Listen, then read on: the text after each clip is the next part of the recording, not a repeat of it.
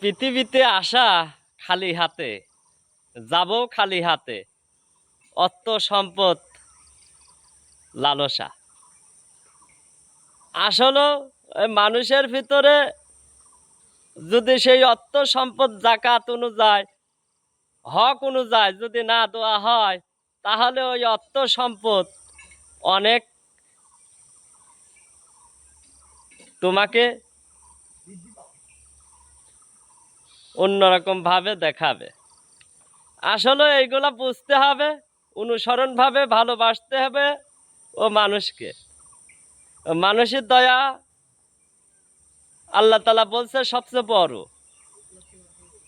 মানুষের খুশি সবচেয়ে বড়, মানুষের ভালো কিছু করে দেওয়া সেটা বড়।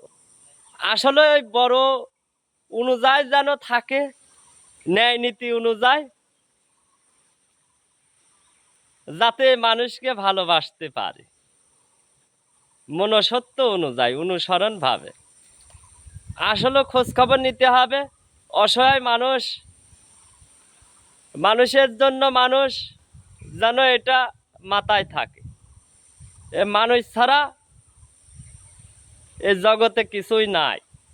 এ মানুষের ভালোবাসা দিয়ে আল্লাহ তাআলা বলছে, তোমরা ভালোবাসবা কাকে? প্রশ্ন থাকতে পারে। বাবা মা, ভাই বিরাদার, আত্মীয় স্বজন অনেকেই আছে।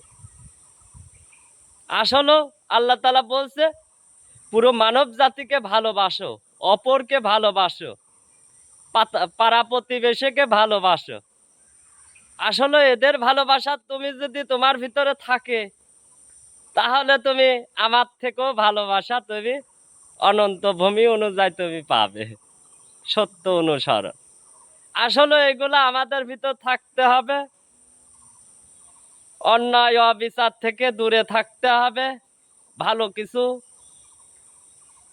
এ মানুষকে দিতে পারবো সেরকম চিন্তা ভাবনা মানুষের ভিতরে থাকতে হবে।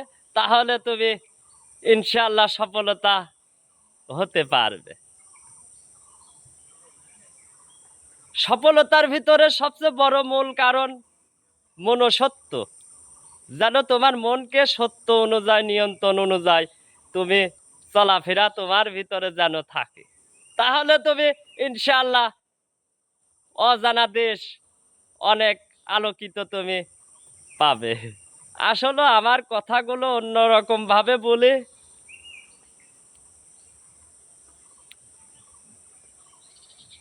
আসলে কথার ভিতরে অনেক অনুভূতি, ভালোবাসা ভিতরে আছে, তাই এ মানুষকে নিয়ে কথা বলে।